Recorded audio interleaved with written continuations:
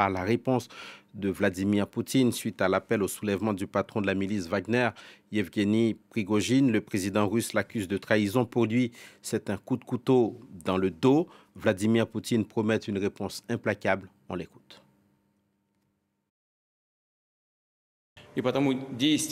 Ces actions brisent notre unité. C'est un pas en arrière qui porte atteinte à notre nation et à nos camarades militaires qui combattent actuellement sur le front.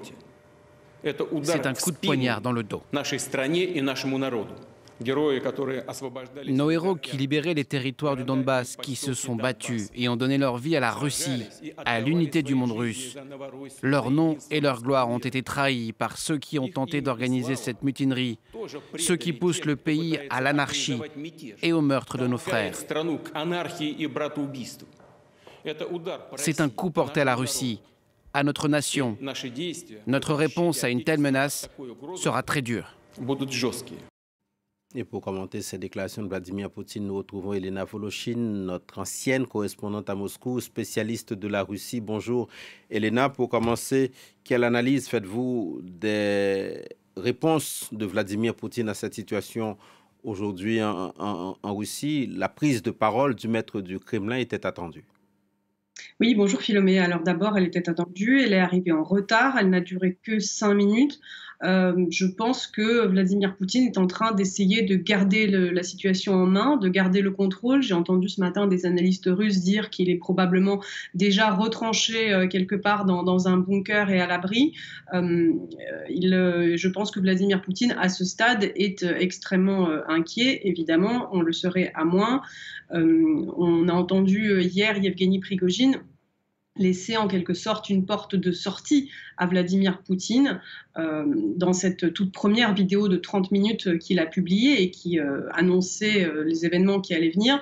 Eh bien, il a surtout mis en cause le ministre de la Défense, Sergueï Shoïgu, pour avoir menti au peuple russe sur les causes véritables de ce qui est appelé en Russie une opération spéciale et de ce que Yevgeny Prigojine appelle, lui, une guerre. Et surtout, il a dit, cela a commencé parce que le général Shoïgu voulait une étoile de plus et parce que le clan des oligarques au pouvoir voulait cette guerre.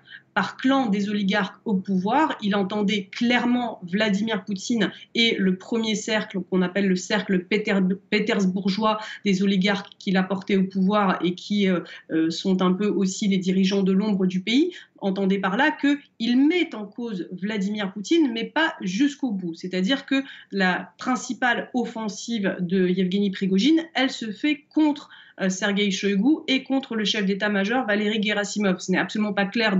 Il réclame qu'on les lui livre, on ne comprend pas ce qu'il va en faire si jamais cela arrivait, mais dans tous les cas, ce qu'a annoncé Prigojine, c'est qu'il marchait sur Moscou, qu'il comptait renverser la direction militaire du pays, et à partir de là, il dit que la Russie va pouvoir recommencer à fonctionner, et donc qu'il admet que Vladimir Poutine, lui, reste au pouvoir. Avec cette déclaration, Vladimir Poutine a clairement fait comprendre à Yevgeny Prigojine que non, qu'il entendait conserver que Prigojine était un traître, qu'il était un terroriste.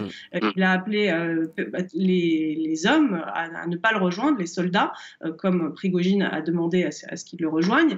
Donc Vladimir Poutine entend garder le statu quo. Maintenant, on en est encore aux aurores de ce qui est en train de se passer. Cela peut évoluer extrêmement rapidement dans les prochaines heures. Peut-être, en tout cas pour le moment, Vladimir Poutine a laissé entendre à Yevgeny Prigojine qu'il ne profitait pas, entre guillemets, de cette porte de sortie, entre guillemets, qui lui était offerte. D'où la prochaine question, Elena Voloshin. Vladimir Poutine dit avoir donné l'ordre aux forces de sécurité de faire le nécessaire pour revenir à la normale. Qu'est-ce que cela signifie? À quoi est-ce qu'on peut s'attendre?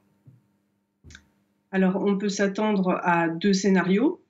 Selon moi. Le premier, c'est que les forces de sécurité prêtent allégeance à Yevgeny Prigojine et à ses troupes.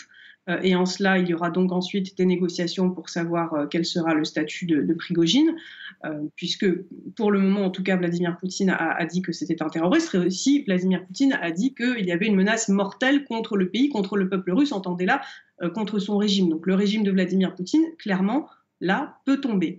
Là, il y a peut-être du coup 3 scénarios. Le premier scénario, c'est que Vladimir Poutine reste en place, Yevgeny Prigojine aboutit Et à ce moment-là, il y a en quelque sorte la mise en place d'une junte militaire avec Poutine qui se maintient au pouvoir. Ce scénario-là, selon moi, est peu probable.